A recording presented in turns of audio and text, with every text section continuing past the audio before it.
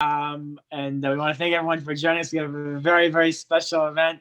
I don't know, maybe the rabbis will tell us, but I don't know if the rabbis have ever been on a panel together. But for me, it's a chiddush, and just because to have such tremendous leaders all on one panel, it's amazing.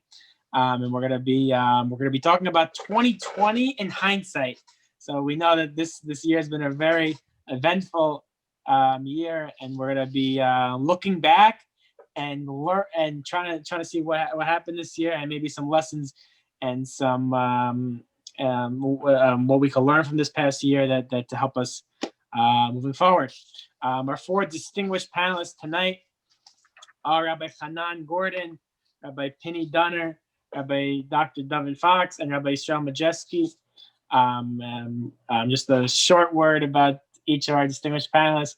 Rabbi Chanan Gordon is a tremendous, renowned speaker. He speaks for so many tremendous organizations, and he's a tremendous community leader. He's been the chairman of the of so many conventions, just to name a few. Goddess Yisrael, AJOP, and it goes on and on. And he's really been a really spearheaded Chazaq's with a Q efforts in the West Coast. And I really appreciate Rabbi Gordon, not only for this event, but so much he does for Chazaq and in general, just for Klal Yisrael. And Rabbi Pinni Dunner is a tremendous leader and force for the Jewish people. He's originally from the UK and did such tremendous work in the UK area, and right now he lives in California, and he's a senior rabbi over there, and he does tremendous work. It's a great honor to have him tonight. And we also have Rabbi Dr. Dovid Fox, who is he's the director of intervention and community education for Project Chai, and he's one of the leaders of Nefesh, which is the International Association of Orthodox Mental Health Professionals, and he received smicha from Moshe Feinstein Zatzal, and he's a tremendous leader, and Klal Yisrael turns to him for guidance on so many areas. And our last panelist is Rabbi Yisroel Majeski Shlita, who is Rabbi Majeski is a tremendous leader and speaker, and you've seen his videos and his short clips all around. And he educates all segments of Klal Yisrael, all ages. He's during the summer he's one of the head counselors of Camp Aguda, and he's a Rosh Kollel, and he's a Rav. He does so much for Jewish people. And without further ado, you didn't tune in because you wanted to hear the introductions. You tuned in because you wanted to hear from the amazing panelists. So we will start off with our first question, but we're going to start off with some questions that people submitted in. But if anyone wants to submit a question, you can email your question. You email your questions to events@chazaq.org. That's spelled events at chazaq.org, events@chazaq.org. And we will get started. So we're going to ask our first question to Rabbi Chanan Gordon. Rabbi Gordon, as someone who's one of the most active lecturers, who's speaking for so many Jewish organizations and Kiruv organizations, and you speak to so many college students on a regular basis, what is your sense of how the coronavirus pandemic has impacted primarily younger people that maybe are less affiliated to the traditional Torah lifestyle? Thank you, Robbie. Just before I respond, I want to thank Chazaq for the tremendous work that you guys do, and we sort of extending your flag here to the West Coast, and to my esteemed colleagues who each have contributed in their own way tremendously over the years. It's actually a relief for once to be on a Chazaq panel with someone else with a British accent. So it's wonderful to have Rabbi Dunner with me. So here is my observation. We live in the internet social media world. Most of the folks that I speak to, seminars, campuses, have been filled for years with a sensory overload, with a stimulation overload, with distraction. And suddenly HaKadosh Baruch Hu imposed this mageifa on the world. And one of the things that I've seen is that it's forced people to stop, pause, do some introspection, do some soul searching. we live in a world where it's very easy to be reactive, to be somewhat zombie-like. And what I see in the younger generation, at least the folks that I'm exposed to, is what the quarantine has done is cause them to do some soul searching. Suddenly, there's less noise. I've seen folks sort of for the first time really peeling back the onion, if you will, and doing some introspection, which is very different to what the whole momentum that I've seen over the years, specifically amongst the millennial generation. And the questions that we can throw out that certainly would like to get some of my esteemed panelists' input is, Rabbi, why is this happening? Now, the innuendo attached to that is that this is not happening by accident. So even the most disenfranchised and secular folks that I've exposure to, on some intuitive level, realize that it's impossible for the entire world to suddenly be pressed on pause by happenstance. And again, even disenfranchised Jews are really have got some intuitive, almost a primitive sense of there's something that's going on here and there's something that I have to learn. So I think the best way I can respond is that it's caused people to stop and pause. It's caused some soul searching. It's caused people to really want to recalibrate and think about their lives. And if nothing else, I think that it's caused people, at least in my experience and the folks that I'm largely exposed to be a lot more receptive to the voice inside of them and to the journey and what this is about. So from if you will, from igniting a Pinni Yid perspective, from an outreach perspective, paradoxically, this has been a time where we've seen a higher level of receptivity, which is if you want to say there's a silver lining to this very tough and challenging year, that may well be it.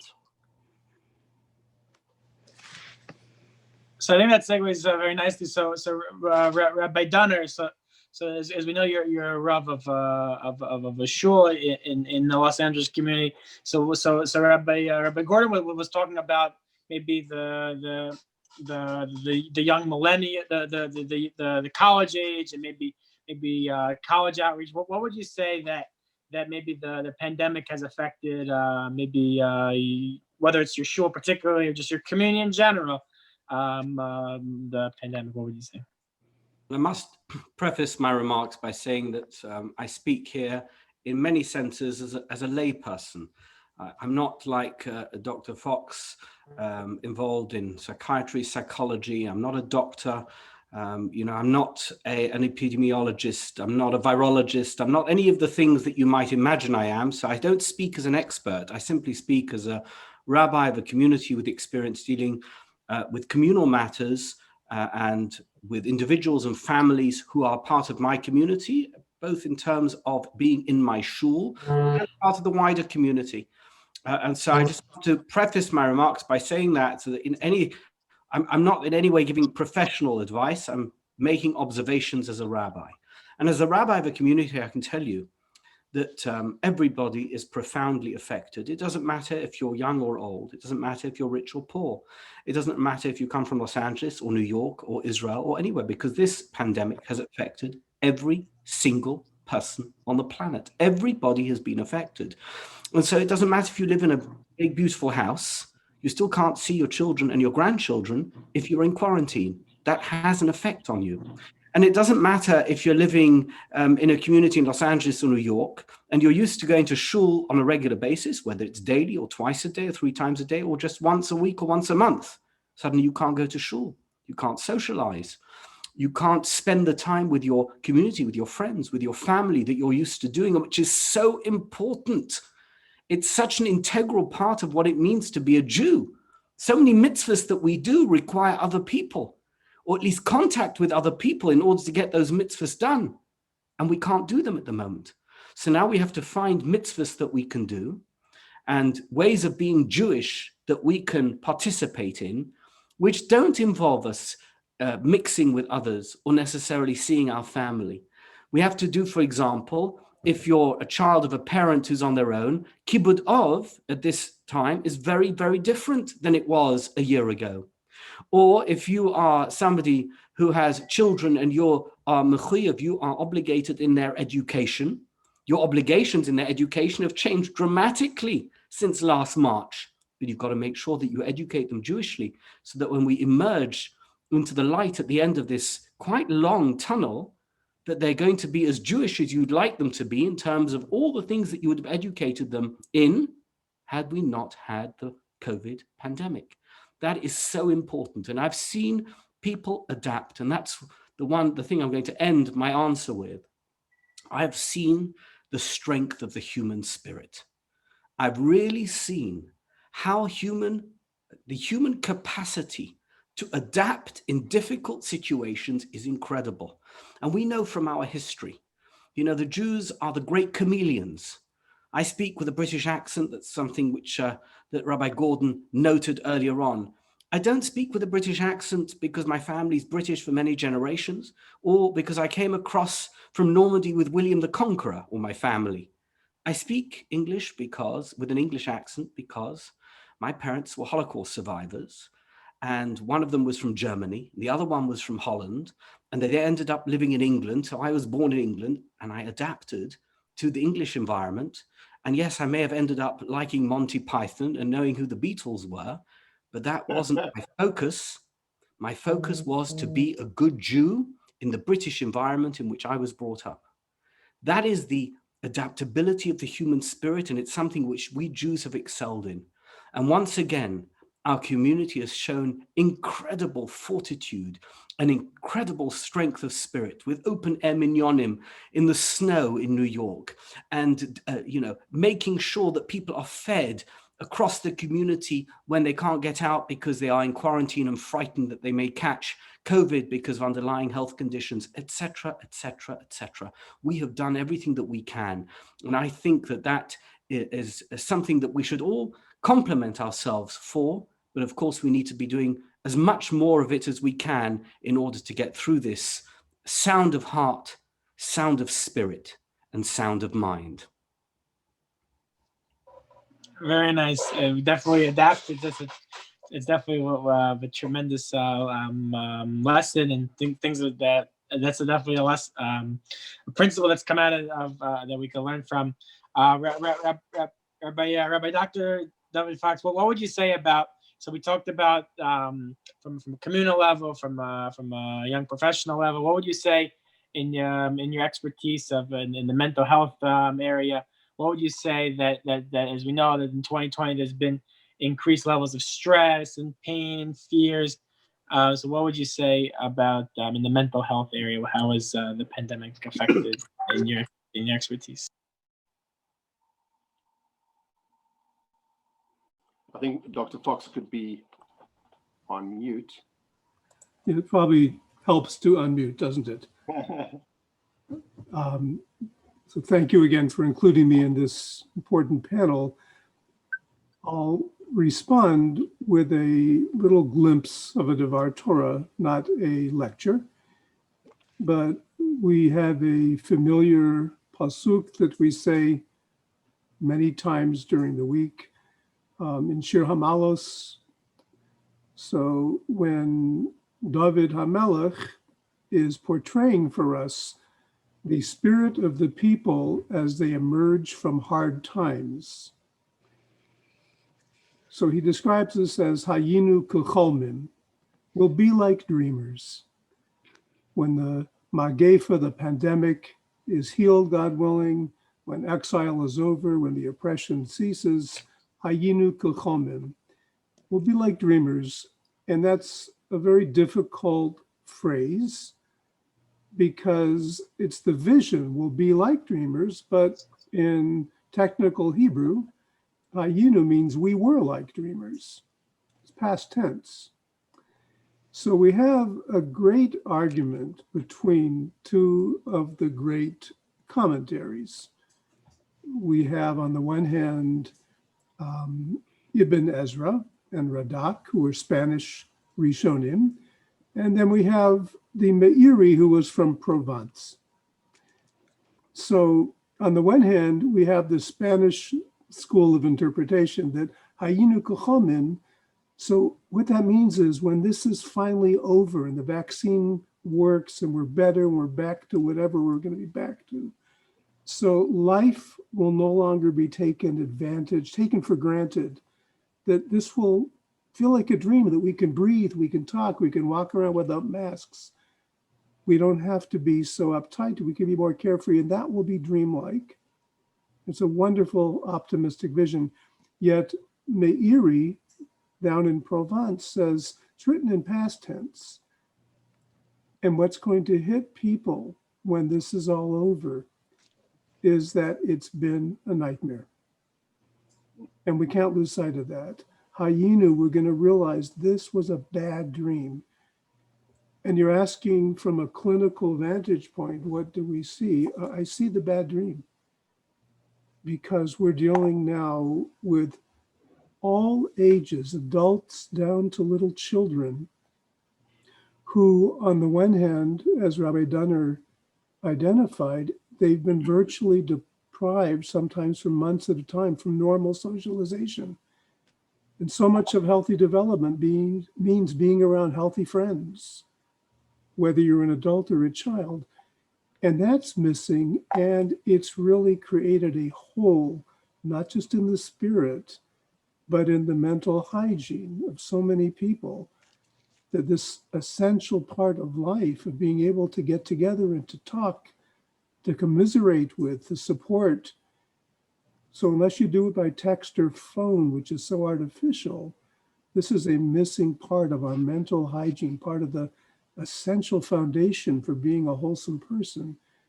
And this is what we're looking back at 2020. And we're feeling the pain of lost opportunities to bond with others. And there's another major plague, a psychological plague, that's been part of this pandemic, and that is particularly children, to a lesser degree adults. We haven't been able to go to school. We haven't been able to continue education, and not just the socialization on the playground or the camaraderie of the classroom, but the whole part of our mental health that's contingent on being intellectually productive and learning new things and developing perspective, that's been shut down, that's been locked down. And for the adults as well as for the children, the decrease in synagogue attendance, for weeks or months at a time not being able to participate in ritual, the ritual that involves a minyan, a group of like-minded people. So with the closing of the synagogue and the closing of the school across the continent, across the Jewish world, so we have major wounds to our mental health. And what do we see clinically? Because on our hotline in High Lifeline, where we have a 24-hour-a-day crisis line for people to call, for teachers to call, for parents to call. So what are we hearing? We're hearing depression. We're hearing emotional and social withdrawal. We're hearing escalated fears and worries and anxieties and obsessions about getting sick. And it's not baseless. It's not without a real basis. And for those who were shut in domestically during lockdown and quarantine, unfortunately, there's been an increase in anger and aggression in the homes. Not because we're wicked people or cruel people, but this is what happens when you coop up a group of persons in a family who really care for each other. But whether they live in a one-room apartment or in a mansion, knowing you can't go out and knowing it's just you day after day and seeing the same people, even without the food shortage and the supplies and material difficulties. But we're seeing an implosion, and we're seeing anger, we're seeing frustration, and we're seeing irritability, and God forbid, we're seeing abuse too sometimes. So looking back at 2020, this is 10, almost 11 months,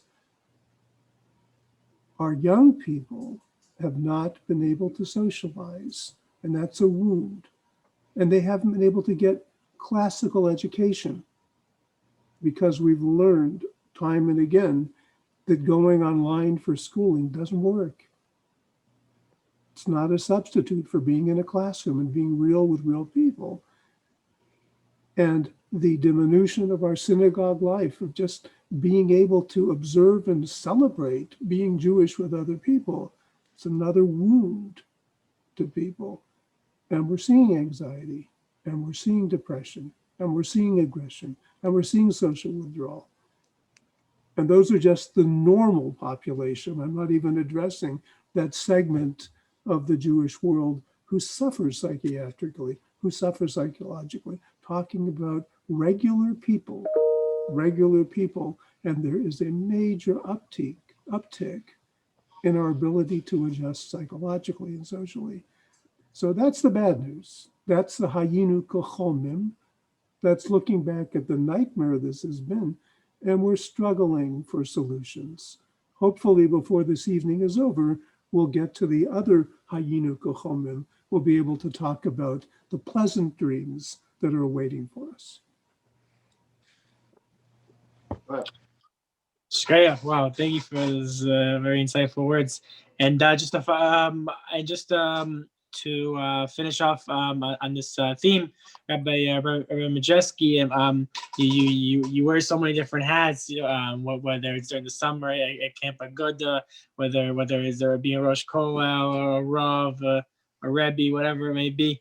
What would you say that you've seen maybe difficulties, positivities? What have you seen that from over the last number of months during the pandemic?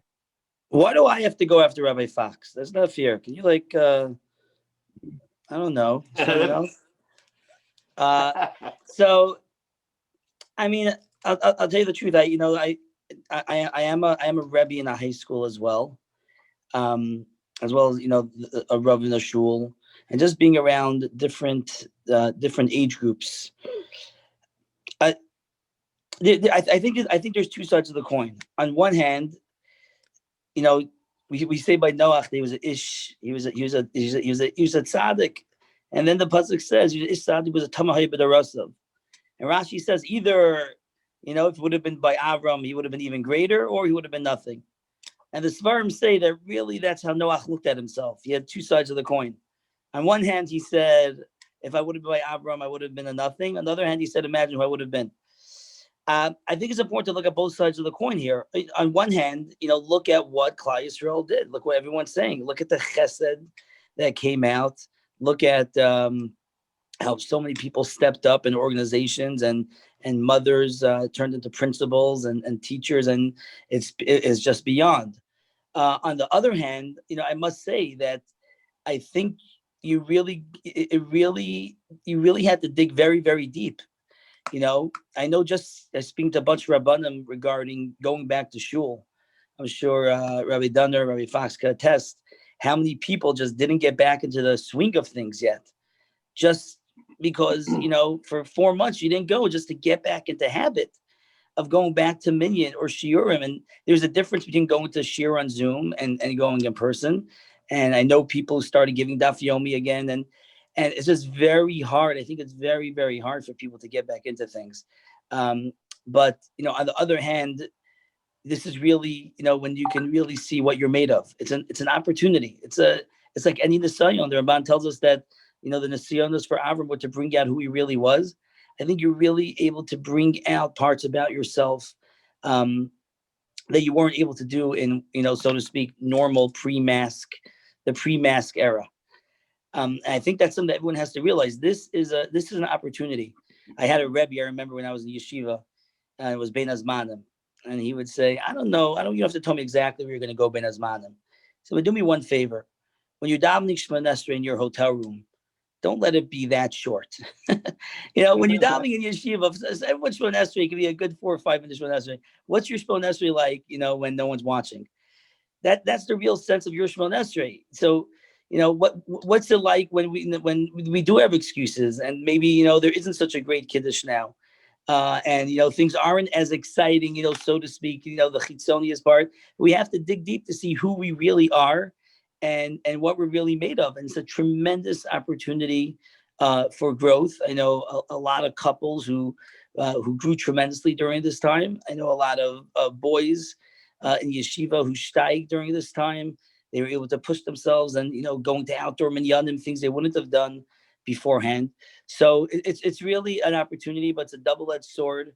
There are people that are suffering, but it's our job, first of all, as parents and Rabbanim and Chanchim, to do whatever we could to pick those up who need the Chazaq, because there are a lot of people who need it. But for everyone out there who's listening, we can use this as a good, barometer of where we're holding, and how true our Yiddishkeit is when we're not just going with the flow, and we're not just doing things by rote, so to speak. But there's a chance to see what are we doing when the tough really get going. And I think Klal Yisrael responded in a major way.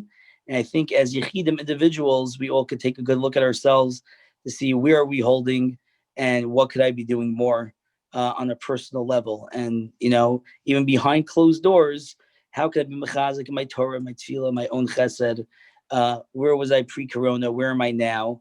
And, at the end of the day, Hashem wanted something from us. That's the bottom line.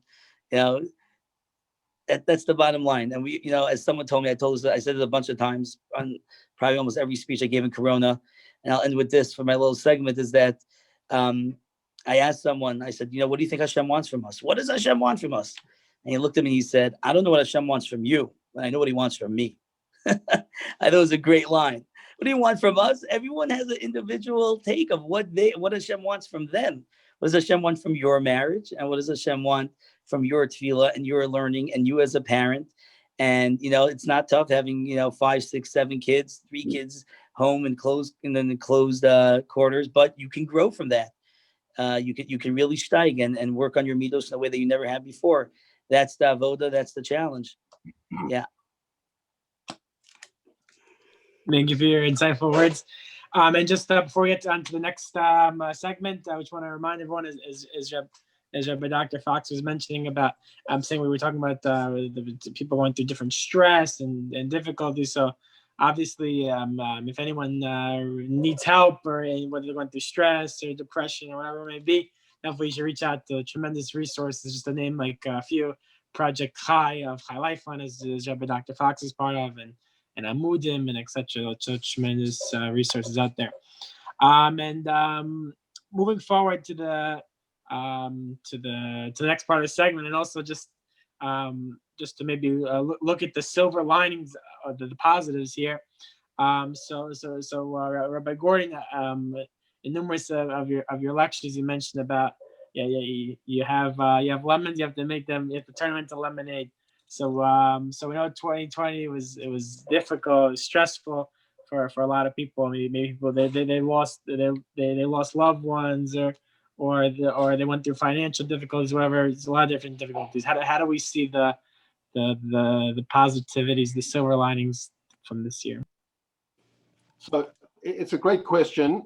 Firstly, I want to just give a general kudos to Chazaq and to my esteemed panelists, because I think, as you mentioned, Robbie, for the last 25 years, I've had the honor and the privilege of being involved in a lot of different initiatives. And I think that the carpet started to get a little bit lumpy, for everything that we brushed under it. And that's thanks to people like Rabbi Dr. Fox and others who've helped destigmatize certain things in the Jewish world are things that we need to address. And I wanted to just make that point. So I think that I want to focus on the demographic that I've spent a large part of my outreach involving, which is a millennial generation, younger people. I found, and maybe it's because I don't hail from America, but it's I've seen a pop culture develop over weeks, months, and years, which is a mile wide and a half inch thick. And part of it is a product of social media. Part of it is, keeping up with folks that how many likes you've got, how many responses you got. But going into this pandemic, people were sort of speaking in little acronyms. LOL, am I going to see in shul, JFK, and just for Kiddush. And I think that what happened in the last year or so is that I think people really Hashem put the world on pause.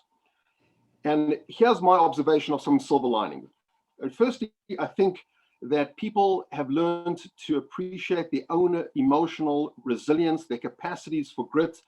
I think I've seen people that didn't realize they had the intestinal fortitude to go through and manage certain things that were out of their comfort zone. They've been forced out of their comfort zone, and it started to flex muscles that were either completely atrophied or didn't exist. And I think that it's done well for a lot of people in terms of their own self-esteem. They've been pushed out of the natural comfort zone.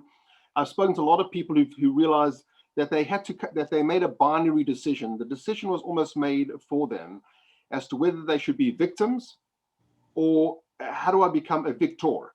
And I think it's helped people realize that life doesn't owe them anything. And I've seen people really, the entitlement sort of thesis that is so ubiquitous in pop culture being turned upside down in many of the discussions that I've had with college students. I've seen people recalibrate, pivot. They've always wanted to perhaps take a different direction, be it vocationally. I've seen folks in dysfunctional relationships that, as a result of this sort of pressing pause, have really stopped. When the music stops and they're forced to look inwards and think things through, I think that's definitely been another part of the silver lining. And as we just we're coming up in a few weeks to Parshas Yisroel, and that we talk about to have a parsha in the Torah named after you is an enormous thing. Why? What was the godless of Yisroel? And amongst other things, the Meforshim talk about the fact that at the time of Matan Torah, the greatest national revelation in the history of the world, as we teach in Discovery and other outreach seminars, people don't realize that the noise, the so-called imparting of the words of the Almighty were heard across the world. And the many Meforshim talk about the nations of the world obviously were privy to this. Bilam, who's supposedly one of the greatest prophets of the other generations, they realized this is these are the words of the Lord, and He's giving instructions. And notwithstanding that, they sort of said, but let's kind of keep going. This pandemic, I think, has forced people to realize that the person who wins a rat race is still a rat. We've had many discussions with college kids where we ask the question, and then after your undergraduate, and people realize that 1 second, we all know the very final destination. I haven't had an opportunity here to look at my GPS, and instead of living and learning, let's learn and then go out and live. And in so doing, we'll have to recalculate less. And I think that I've never seen, at least in my 20 plus years involved in outreach, this level of introspection, this level of people there's generally a tremendous amount of levity. A whole style of teaching has been sound bites, has been entertainment with a bit of content. But I think I feel that people realize that this is very serious. It's, as Dr. Fox and Rabbi Fox and Rabbi Donald, all speakers mentioned, this has impacted everyone. So the silver lining is, I think, that people have really dug deep. And I'll end by saying the following: at least in my opinion, the greatest commencement speech ever given, and this is a personal opinion, of course, was given several years ago. It was given at my alma mater. The keynote speaker ascended up the stage at Harvard University and came to the podium and basically said the following: I had failed absolutely miserably. I was a product of a broken marriage. I was as poor as a church mouse, but I had a dream and a typewriter. And that's how J.K. Rowling started her speech. And she started, and the thesis that she had, which I think is germane to our discussion, is that when everything's ripped away and it's you and your raw emotions and a lot of the exogenous things are ripped away from you, I think that people are forced to focus on substance than form. And I think that that's been a tremendous growth experience for a lot of people. And while I'm not belittling the pain and there's been tremendous, there's unfortunately been there's been fatalities in our community, and people have really not been well. If you talk about silver lining, I think that that is, if anything, the redeeming feature of having gone through this last year. So continuing on that theme, Rabbi Donner, we know that we always have to face whatever difficulties and challenges with Emunah and bitachon, with faith.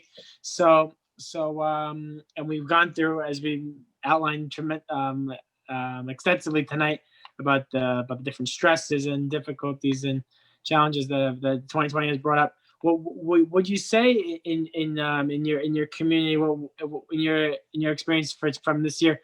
Would you say that people, would you get a sense that people are, because that people are realizing that maybe there's more of an awareness that maybe there's a higher power, that there's a God, there's a Hashem, maybe that we have, that they get maybe realigned and they get their priorities, maybe they realign their priorities, or are people just set in their ways, and even though maybe there's difficulties and that people are just so stuck in their ways that they can't maybe come to that realization? Well, firstly, before I answer the question, I just want to reiterate what the others have said, which is thank you so much to Chazaq for organizing this very important panel.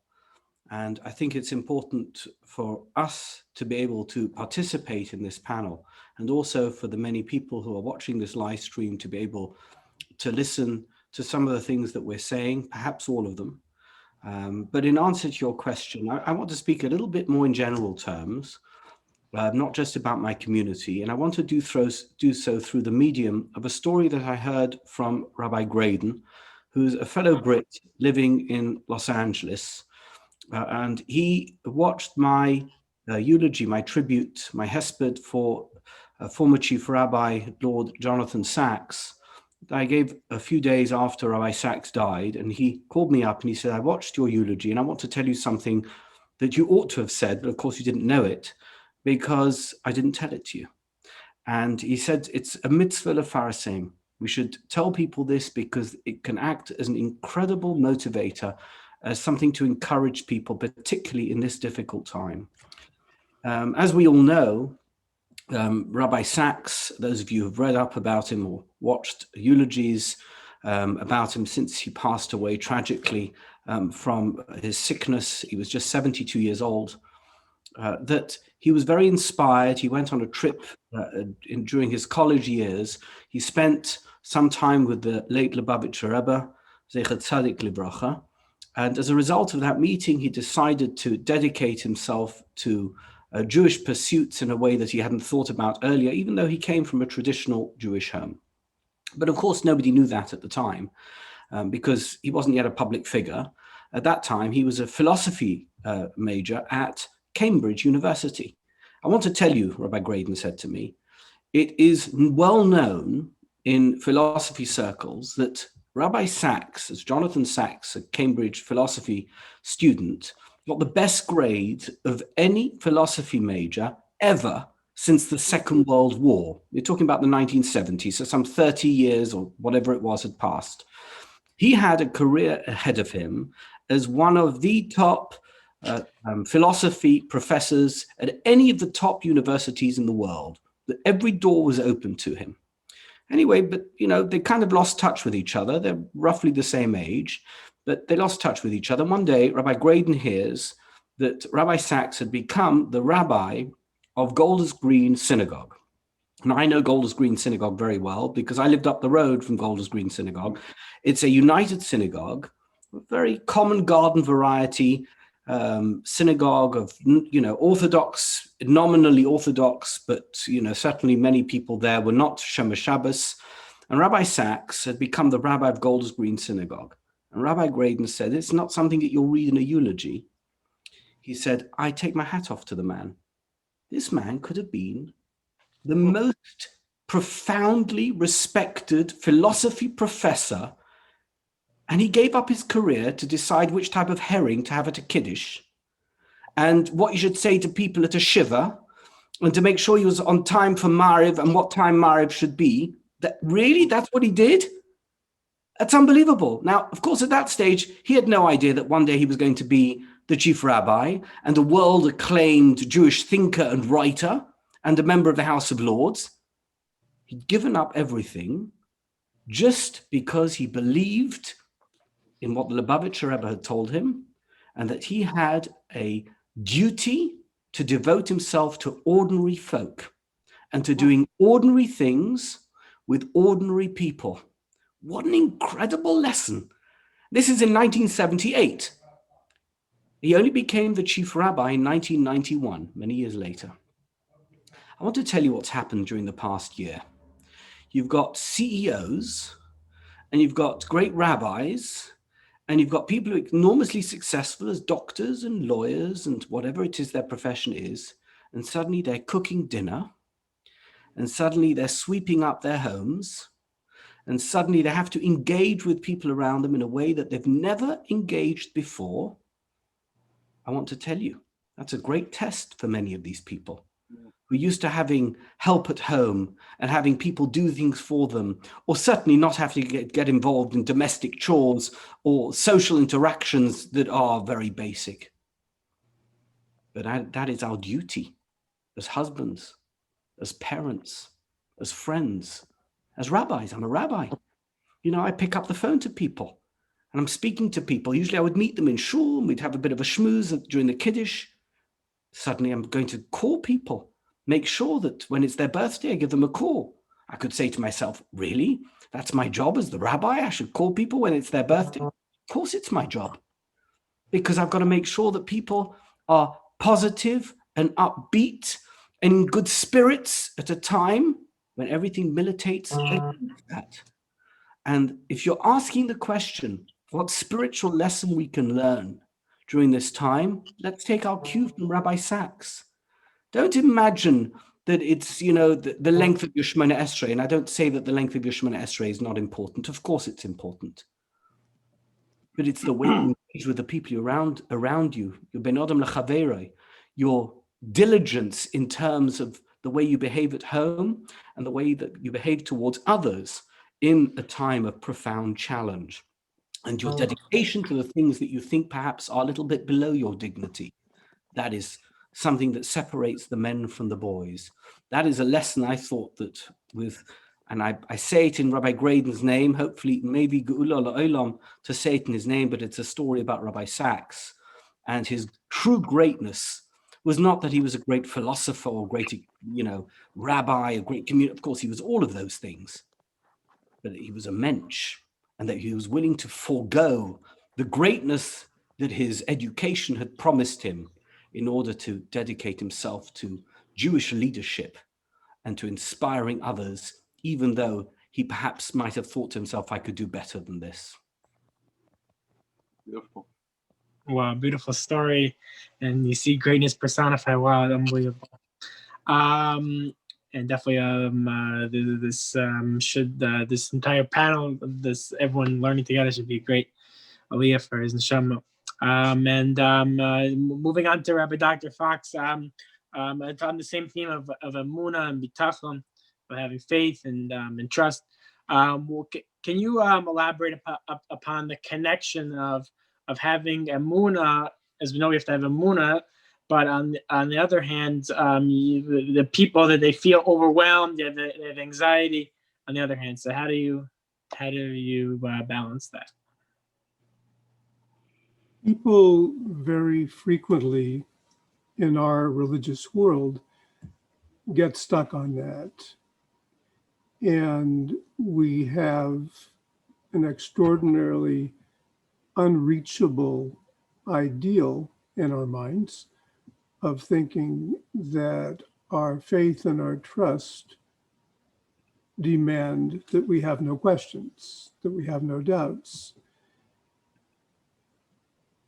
The reality of dealing with catastrophic trauma, such as this plague, this worldwide pandemic, is that it's normal to have anxiety. It's normal to have fear. It's not normal for a person to feel nothing. It's not normal to have no emotional reaction when there's illness, when there's death, when there's loss. It's not normal for the human being not to be sad when dealing with the stresses and the realities of this pandemic. So for a person of faith, there's an ongoing process of placing our trust in God, knowing what it is that a Jew believes, practicing the elements of being an observant Jew in order to develop a sense of closeness to God, turning to him, speaking to him, praying to him, asking him for things, expressing gratitude to him, which is what praise is. And this is what fosters a feeling of connection, of closeness, of devekus. And that's a lifelong challenge. And of course, that's a goal we work at, but that in no way precludes the reality that people are fearful. These are scary times. Hayinu kacholmin. This is a nightmare for us. And a healthy person, a God-fearing person of faith, is one who's going to acknowledge her or his stress and distress during this time. Healthy people, and that includes pious, righteous, good, God-fearing persons, are people who are honest with themselves. And what that means is that if life events around me are frightening and I'm scared, I acknowledge it to myself. And if life events around me have brought misery and sadness and loss, so I acknowledge that to myself. I'm sad, I'm hurt, I'm bereft, I'm grieving. And honesty for a God-fearing Jewish person also means that in addition to acknowledging my reality, my internal world, that I turn to someone, whether it's Aseh Lecha Rav and you go to your rabbi or your rebbitzin, or to a teacher that you trust, or to a parent, if there's one that you're close to, or to some other trusted adult, or sometimes a confidant who's a friend and a peer, but turning to someone and being able to say, I need to talk this through, I need to vent, I need to express, I've got to process what's going on inside of me. So self-awareness during this time, of course, involves the wish and the hope and the yearning to find a way to feel closer to God. That's our obligation as Jews, to put God into the framework, to see his hand, to acknowledge that it's him, it's not us. But even for those of us who strive to be Bali Bitachon, to have steadfast faith in Hashem, we've only to look at our patriarchs throughout the Torah. And what the Torah tells us that Yaakov was afraid. No one said to him, you're not supposed to be afraid. And when we're told that Abraham grieved, no one said to him, stop crying already. So there is a humanness and a wonderfulness about a person being able to feel, because this is how we're wired. We're wired to think, to wonder, to ask questions. We're wired to react when times are rough, and to acknowledge that pain is pain and hurt is hurt and sadness is sadness. And so much of our challenge during a time like this is to listen to all sides of ourselves and the things that we can't handle on our own. There's no stigma and there's no shame of turning to someone who may be wiser, who may be more experienced, who may care about us and can help us reconnect with our ability to feel compassion, to feel trust. But there is no conflict for a religious person to say that I trust God, I have faith in him, I believe in him, and I'm struggling right now. The Talmud, the Rishalmi says, It's something we try to avoid, is being someone who's called Mevayet b'Yisurim. Mevayet b'Yisurim literally means someone who kicks at suffering. And one of the statements in the Talmud, how do we define, how do we quantify a person who kicks at suffering? So the Talmud says it's a person who works with the illusion. He tries to convince herself or himself. He works with the illusion that the things that hurt don't really hurt. That the things that I feel, I don't really feel.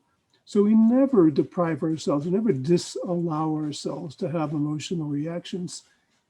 This is the whole concept of Yisurim. Yisurim, the challenge of dealing with hard times, is Hashem wants us to be shaken up. Hashem wants us to be feeling something, but not just leave it at that.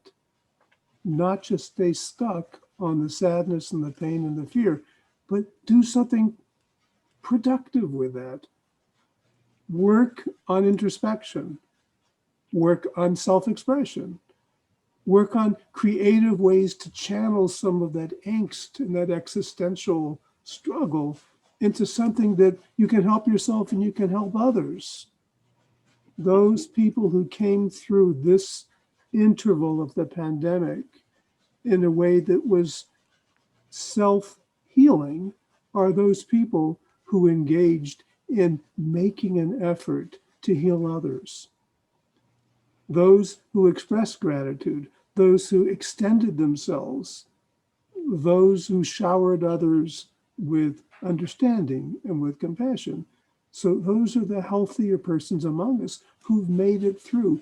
But in order to be able to reach out to others and not foist your unhealthy agenda on them, do something with your unhealthy stuff. Do something with the struggles that you're having.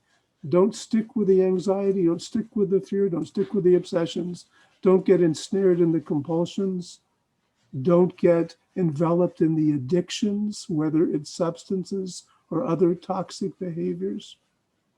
Don't stay stuck in the depression and the misery and the pain and the sadness. Acknowledge it. Self-aware. Identify it. Give it a voice. Find words for it. And then turn to someone else who can give you the support, help you develop perspective. And then turn to other people who are struggling and offer them the golden nuggets that you've discovered. But that is my long answer to a brief question. How do we balance our faith with our pain right now? And the answer is that we acknowledge that both of them are important right now. Rabbi Okay. Fox, can I just ask you a question based on what you just said? Can you ask me? Yisroel Majeski. Of course. Would you say from a therapist standpoint that it would be wrong for someone to try to solve some of those? Let's say he acknowledges the anxiety, he acknowledges what's going through. Would it be wrong to try and solve some of those on a bitachon type of level, or can that be part of the process, or could that be almost damaging? Meaning, is there the truth of a person acknowledges that anxiety? Now he says, "Wait, this is all from Hashem," using that as a calming and a real trust, or is that too dangerous? And he should only go through a therapy, a therapeutic way. Okay. Well, I don't see this as a two-option dilemma, that it's either bitachon or it's therapy. There are plenty of people who do well without being in therapy. And as I said, it's a process of self-awareness, finding a confidant. It doesn't have to be a therapist, but finding a person to help you process what you're going through. So again, the option is not either you're a person of faith or you're a patient of therapy. Those are not the two options. But what I would say about your first option, in terms of the leap into faith and to trust. So in my experience and in my understanding of the Torah that we live by and the hashkafa, the worldview that is for our generation. And this is something that we see in the writings of Rav Chaim Volozhiner and the Nefesh HaChaim, and many of the others for him, that for our generation, there is that element of real life mortal hishtadlus that accompanies our leap into bitachon, into faith. That the majority of people living in our generation cannot successfully throw themselves fully into faith and not make an effort. If a person's bleeding, they're not going to say, I'm not putting a bandage on it. If a person, chas v'sholom, God forbid, has an infection, they're not going to say, bizmanenu, according to almost everyone of contemporary poskim. They're not going to say, I refuse to get the prescription filled. I'm going to trust that I'll recover if I'm supposed to recover. This might have been part of life at a certain era in our history. The majority of us are not there. And so what I believe and what I understand Hashem wants of us is to exercise our faith and to develop our faith. But at the same time, if there are steps that we can take to make this better, we have to discover those steps and we have to take them. Thank you. Okay, and I think there's definitely more to be discussed. But maybe Rabbi Majeski, if you could just end off for us tonight about maybe just ending off on this topic of Emunah and Bitachon, and maybe if you could just maybe questions maybe some of your students have come to you, and maybe how you've addressed them, or maybe if they haven't asked the questions, but maybe what would you say to them? Maybe the silent question, maybe that people haven't, maybe that they haven't asked. Who was the? Oh, wow. Who was that? Go ahead. So I would say it's funny coming after just what Rabbi Fox said, the other side of the coin, as we're saying. I think, and if you're listening to a lot of just what Rabbanim and Gedolim and people are saying throughout the entire pandemic, I think so much of this comes down to Hashem teaching us one vital lesson over and over again, and that is Hashem Elokim b'shamayim v'aretz.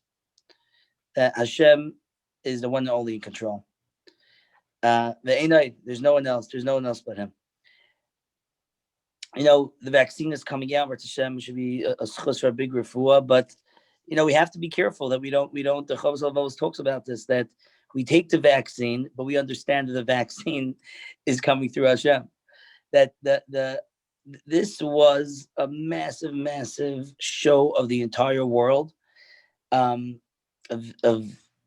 every level, economics, airlines, sports, everything shut down, of Hashem showing that, I am in control over the entire world.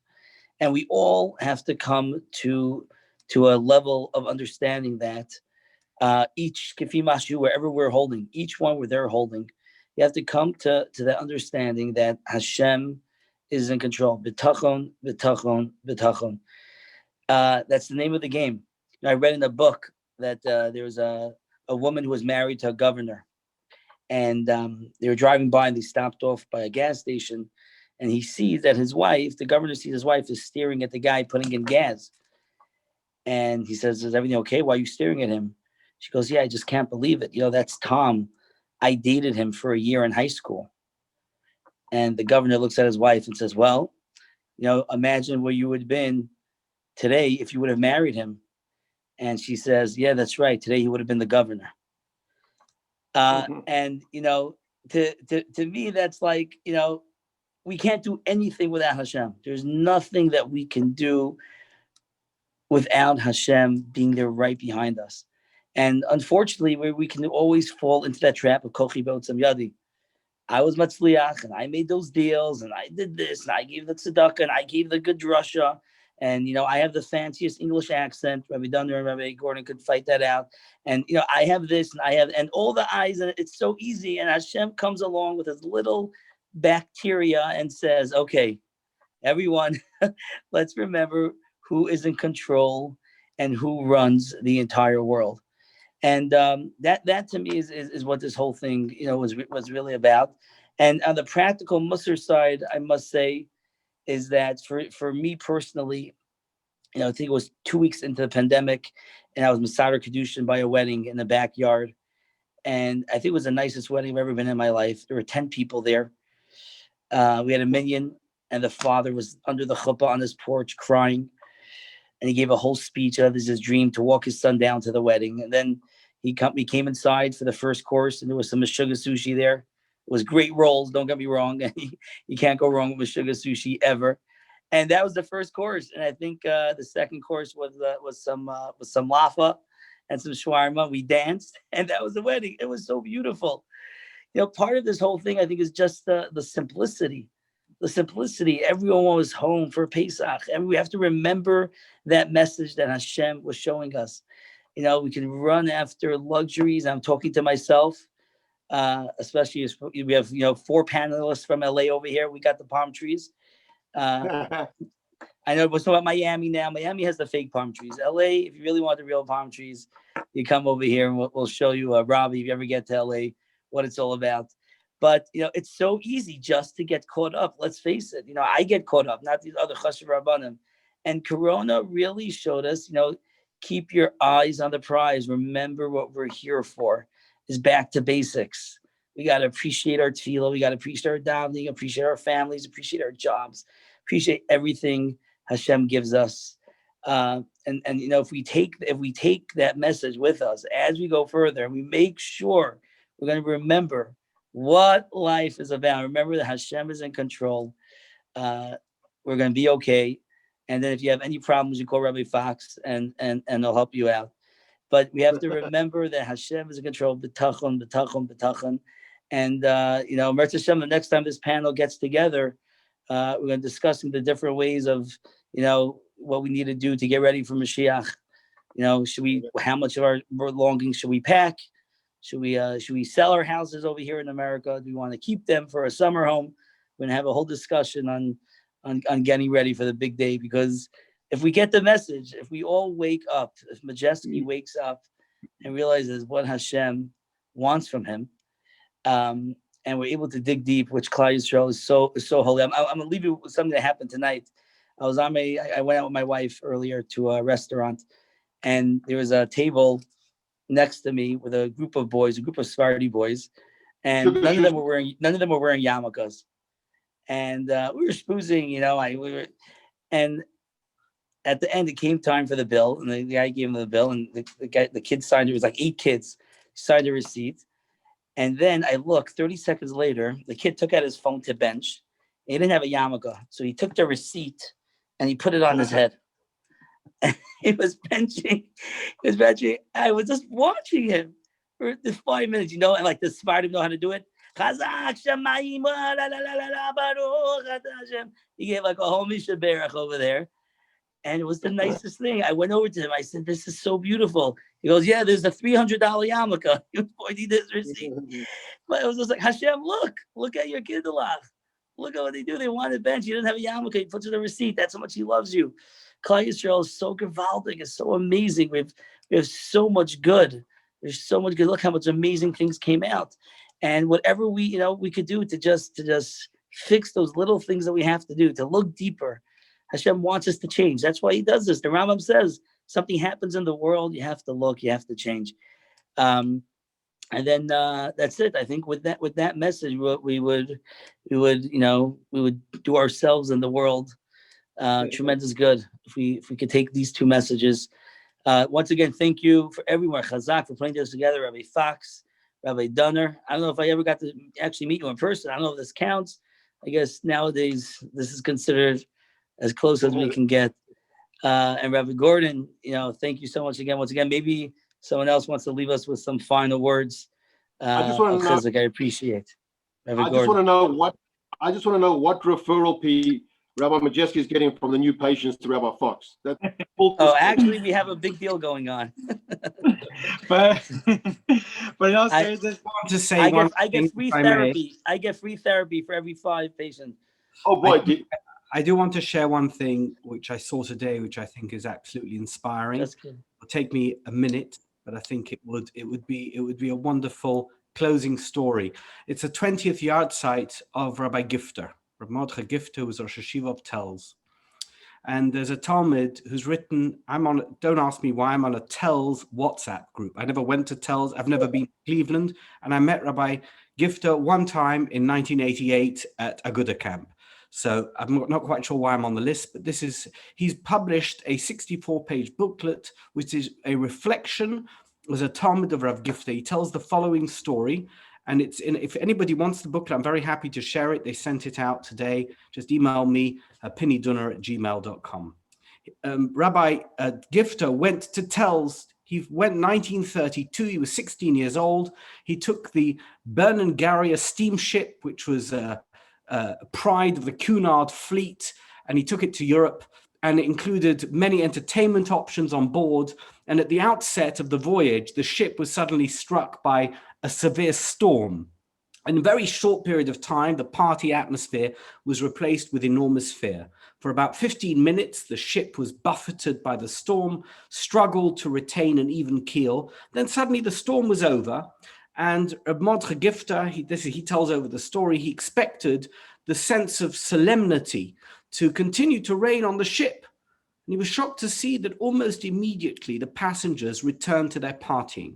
And he would tell this story very often when he got older. And he went to ask the Rosh Hashiva. When he got to tell the Rosh Hashiva, Rav Avraham Yitzchak Bloch, who was killed by the Nazis, Rav Gifter went to ask him, how should I respond to this? They were about to die.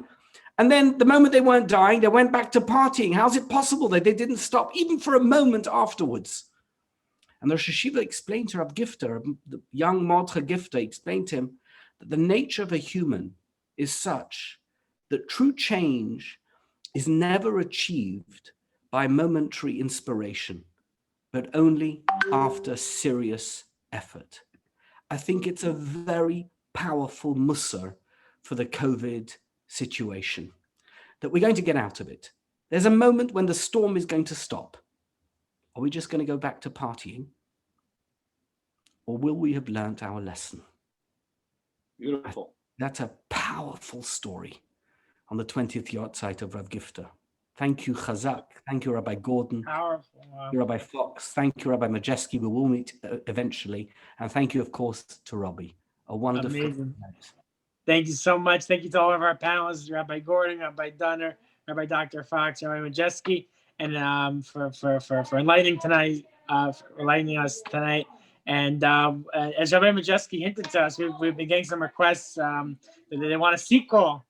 Hopefully it'll be preparation for Mashiach, but if it doesn't come yet, then that means Hashem, if next week it works, or if not, but definitely it's an idea. And thank you everyone for joining us. And I forgot one quick note. We mentioned before Project Chai, and anyone can reach out to their 24-hour crisis helpline that Rabbi Dr. Fox mentioned. The number is 855-327-4747, 855-327-4747, or an easier way to remember it is 855-3-CRISIS. Thank you so much, everyone, for joining us.